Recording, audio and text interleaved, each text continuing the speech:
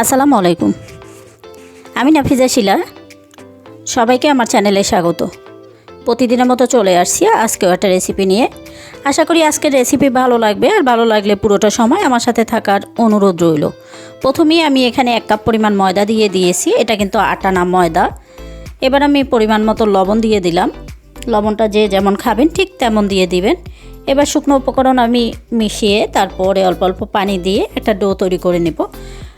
আমরা যেভাবে আটার ডোটা তৈরি করি ঠিক সেভাবে একটা ডো তৈরি করে নেব। এখানে কিন্তু আমি কোনো প্রকার তেল বা ঘি, বাটার কোনো কিছুই আমি দিচ্ছি না।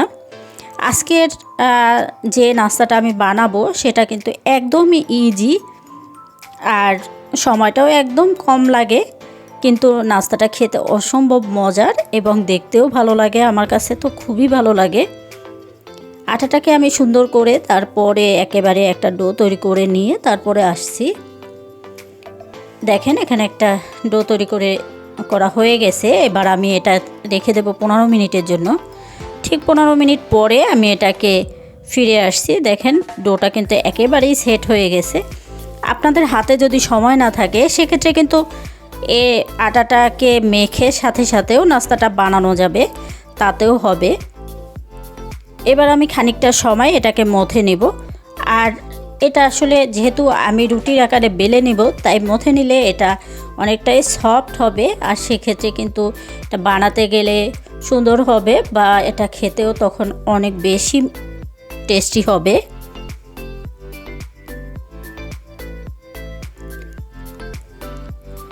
ব্যাস এটাকে কিন্তু আমি সুন্দর করে মথে নিয়েছি। নিয়ে আমি একটা লম্বা করে আমি এটার থেকে 3টা ভাগে ভাগ করে নেব, কারণ এখান থেকে এটা দিয়ে আমি 3টা রুটি বানিয়ে নেব। 3টা রুটি আমি বেলে নিব। ঠিক সমান ভাগে আমি 3টা ভাগে ভাগ করে নিয়েছি। এবার 3টাকে আমি সুন্দর করে একেবারে একটা বানিয়ে নেব রুটি বানানোর জন্য।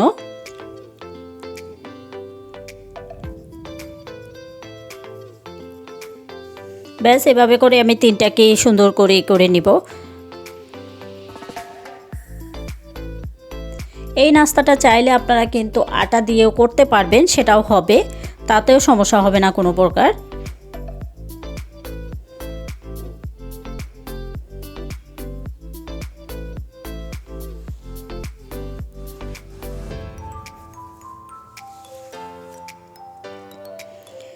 ব্যাস আমার 3টাই করা হয়ে গেছে, বানানো হয়ে গেছে। এবার আমি এইগুলোকে সুন্দর করে তারপরে বেলে নিতে হবে। আর এটা বেলার আগে আমি ভিতরে যে আমি ডিম করব সেটা আমি দিয়ে দিব। ডিমটাকে আমি রেডি করে নেব। আমি এটাকে একটা সাইডে রেখে তারপরে আমি ডিমটাকে রেডি করে নেব। আমি এখানে একটা মিক্সিং বোল নিয়ে নিব। আমি একটা মিক্সিং বোল নিয়েছি। এখানে আমি 3টা ডিম ভেঙে দেব। আর ডিমটাকে ভাঙার সময় অবশ্যই খেয়াল রাখতে হবে যাতে করে ডিমের কুসুমটা ভেঙে না যায়, কারণ আমার কিন্তু এখানে ডিমের কুসুমটাই লাগবে, সাদা অংশটা আমার লাগবে না।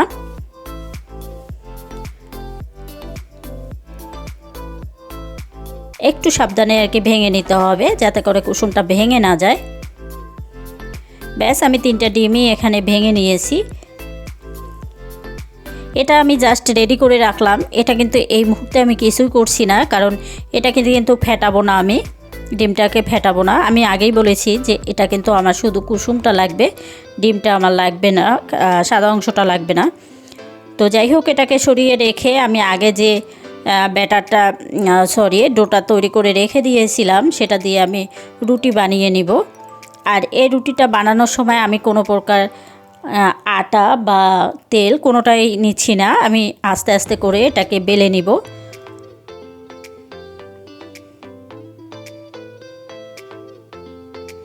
ঠিক এভাবে করে আমি সবগুলো রুটিকে আমি বেলে নিয়েছি। এটা আপনারা কিন্তু ছোট বড় করতে পারবেন, তাতে কোনো অসুবিধা হবে না। এবার আমি আগের থেকে যে কুসুম ডিম ভেঙে রেখে দিয়েছিলাম সেখান থেকে আমি কুসুমটা উঠিয়ে নেব। এখানে আমি সাদা অংশটা বাদ দিয়ে তারপরে শুধু কুসুমটা আমি উঠিয়ে নেব। আর এ পর্যায়েও কিন্তু আমি আগেই বলেছি যে এ পর্যায়ে কিন্তু আপনাকে সাবধানে তারপরে এটা নিতে হবে যাতে করে কুসুমটা ভেঙে না যায়।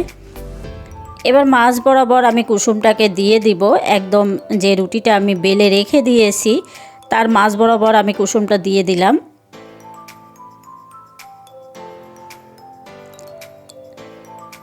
এবারে কুসুমের উপরে আমি সামান্য একটু গোলমরিচের গুঁড়া দিয়ে দিব। এটা একদমই অপশনাল, আপনারা যদি চান দিবেন, না হয় নাও দিতে পারেন, বা অন্য কিছু যদি দিতে চান এখানে তাও দিতে পারবেন। আর সামান্য একটু লবণ দিয়ে দিব আমি,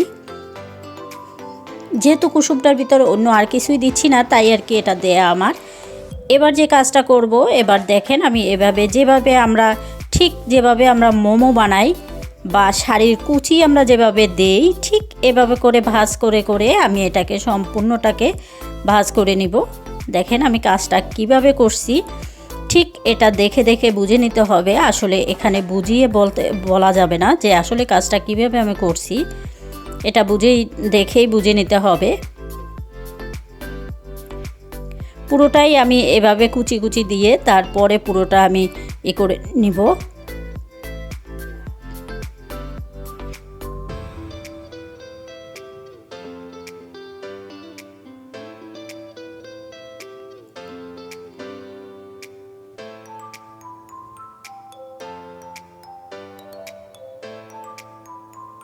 ব্যাস এখন উপর থেকে ধরে সম্পূর্ণ, আর এই কাজটা কিন্তু খুব সাবধানে আলতো হাতে করতে হবে।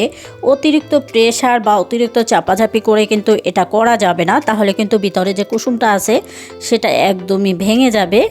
ব্যাস এভাবে করে তারপরে আমি রেখে দেব একটা প্লেটের উপরে। দেখেন দেখতে কিন্তু অনেকটাই সুন্দর হয়েছে, আমার কাছে খুবই ভালো লাগছে।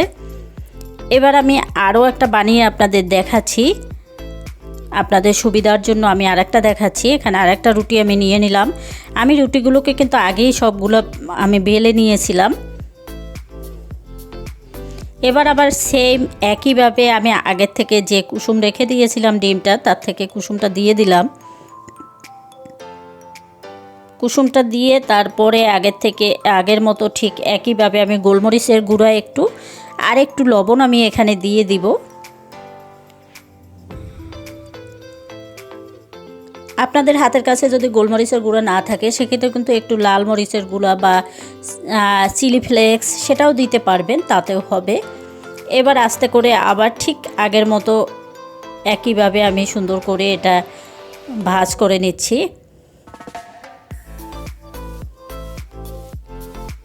আমরা যেভাবে শাড়ির কুচি করি ঠিক ওভাবে করলেই হবে।